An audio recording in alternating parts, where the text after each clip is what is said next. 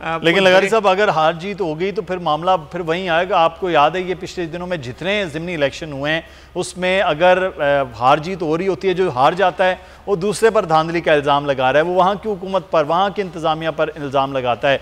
तो ये मामला फिर कश्मीर के अंदर अगर इस तरह से आ गया, उन्होंने कहा जी कि फारूक हैदर साहब ने कहा मैं इस्लामाबाद में जाके एहतजाज करूंगा, पार्लियामेंट के सामने बैठ के वज़ीर आज़म खैर करेंगे। तो ये तो फिर मुतनाज़ा हो जाएगा ना मामला। मैं बहुत एहतराम करता हूँ फारूक हैदर साहब का, वो वज़ीर आज़म हैं, इस वक्त भी वज़ीर आज़म हैं। अगर उनके वज़ीर आज़म होते हुए और इलेक्शन कमिश्नर तो इतना फैसिलिटेट कर रहे हैं कि उन्होंने वफाकी वज़ीर के ख़िलाफ़ मुकदमा दर्ज करने का हुक्म दे दिया है जी। ये जो अली अमीन गंडापुर साहब ने वहाँ पर जो रकूम बांटी हैं उसका मुकदमा भी दर्ज हो गया है। और राजा फारूक हैदर साहब खुद वज़ीर आज़म हैं, इस वक्त वज़ीर आज़म हैं। और फिर इलेक्शन चोरी करने के लिए क्या होगा कि वज़रा बैठ कर इलेक्शन चोरी करेंगे या उनकी पार्टी के कारकुन आकर चोरी करेंगे।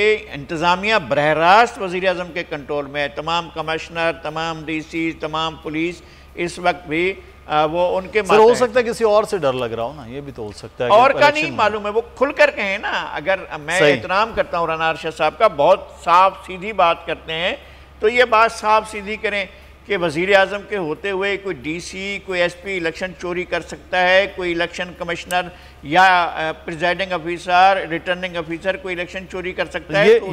ये वाली बात तो मरीम नवाज साहब अभी जलसे में अभी तक नहीं की है कि कौन, लेकिन वो कह रहे हैं कि ये इसके ख़तरात बहरहाल हैं। मैं थोड़ा सा आगे बढ़ूंगा बिलाल गफ्फार साहब से। बिलाल साहब, ये इलेक्शन के बार बार चोरी होने का आप पर इल्ज़ाम है, आप कह रहे हैं कि जनाब उनको पता है शिकस्त जो है वो सामने नज़र आ रही है, लेकिन एक चीज़ जो है वो कश्मीर कॉज के हवाले से आपकी जमात पर होता है कि जब से आपकी हुकूमत आई, जम्मू कश्मीर में जो कुछ हुआ वो आपकी वजह से हुआ।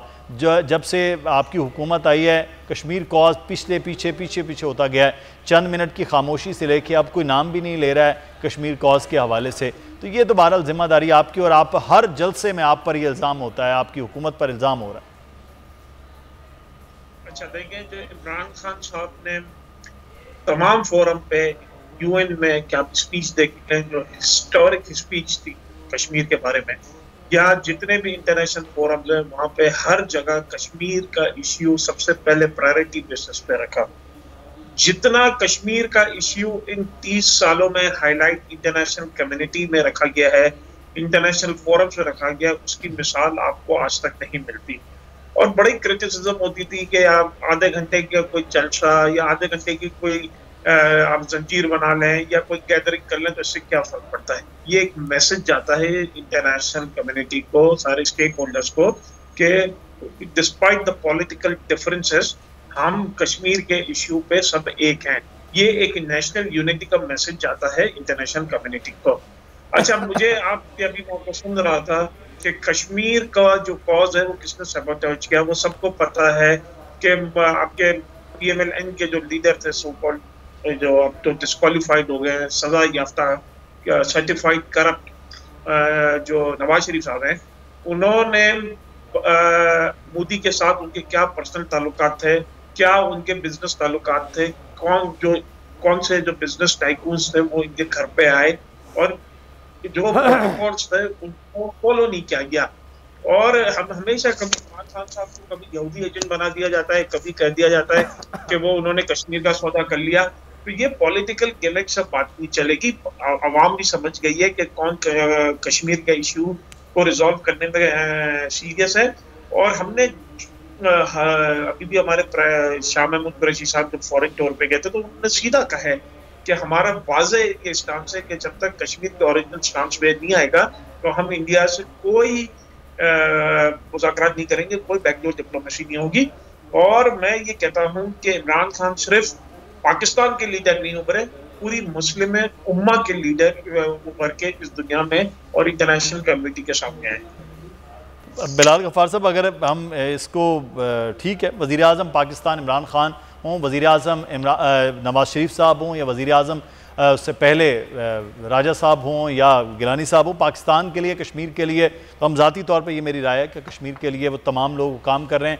थोड़ा है या ज़्यादा है, इल्ज़ामात और ये चीज़ें जो हैं, बहरहाल जो लगारी साहब भी कह रहे थे, उनसे हट कर इलेक्शन तक ही रहना वो ज़्यादा बेहतर है। राना साहब, मैं क्विकली, क्योंकि अब क्लोजिंग की जानिब जा रहे हैं, मैं क्विकली इस वक्त जो है वो आप समझते हैं कि जो सूरत हाल है पाकिस्तान मुस्लिम नून, पाकिस्तान पीपल्स पार्टी और पाकिस्तान तहरीक इंसाफ को हरा कर हुकूमत बनाने में कामयाब हो सकती, क्योंकि आपके पास पूरे कैंडिडेट नहीं हैं, बगैर तो उसमें आप नहीं हो सकते, तो आप समझते हैं कि हरा देगी, बड़ा जो है वो क्लीन नज़र आ रही है आपको फतह?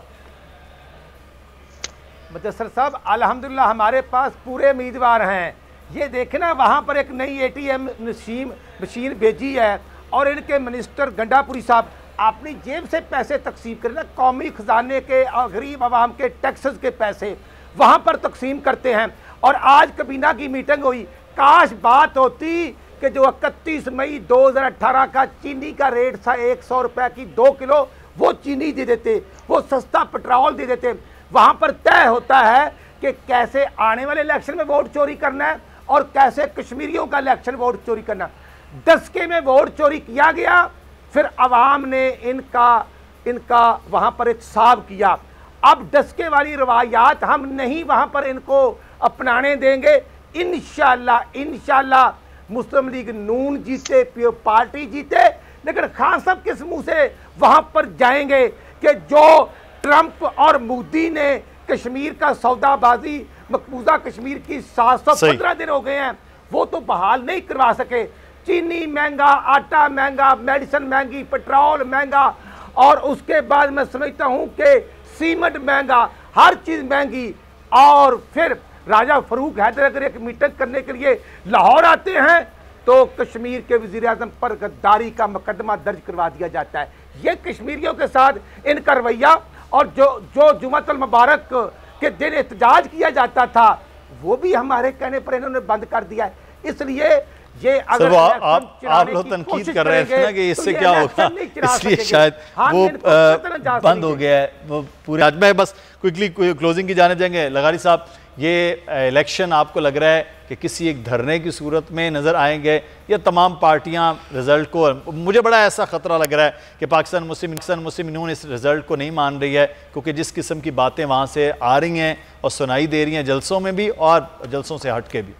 मेरा एक ख्याल ये है कि मैंडेट जो है वो स्प्लिट होगा। ऐसा नहीं है कि स्वीपिंग कोई सीट्स लेंगे, ऐसी सूरत हाल नहीं है। इस वक्त के तजिए में एक एक सीट के बारे में मुख्तलिफ लोगों से बात करता रहता हूँ और मुख्तलिफ लोगों से राय भी लेता रहता हूँ।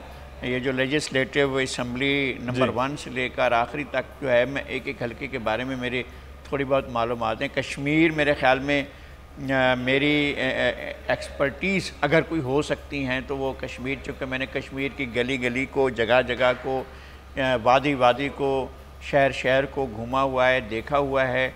मैं उनके डायनेमिक्स को भी एक हद तक समझता हूँ। इस वक्त जो है वो कोई पार्टी ये नहीं कह सकती हैं कि बिल्कुल स्वीप कर रही हैं। सही, यकीनन वहाँ कई ऐसी सीटें हैं जहाँ पर सख्त मुकाबला हो रहा है। मैं बात सीटों का आगे चलकर जब हम तजिया करेंगे तो हम इस पर भी करेंगे, बिल्कुल अगले वीक में कौन किस सीट पर कौन जीत रहा है या किस तरह से कौन किसकी क्या पोजीशन है, इस पर भी बात करेंगे। ऐसा नहीं हो कोई भी पार्टी स्वीप नहीं कर रही। अब ये स्प्लिट होगा, जब स्प्लिट होगा तो फिर उसके बाद देखने वाली चीज़ होगी कि हुकूमत किस तरह से वो बनती। बहुत शुक्रिया आपका, सीनियर साफ़ी तजज़ियाकार हमारे साथ मौजूद है। राना अरशद साहब, आपका भी बहुत शुक्रिया। बिलाल गफ़ार साहब, पाकिस्तान तहरीक इंसाफ के रहनुमा, आपको भी शुक्रिया अदा करते हैं। प्रोग्राम से मुदस्सर इकबाल को इजाज़त दीजिए, अपना ख्याल रखिएगा। अल्लाह हाफ़िज़।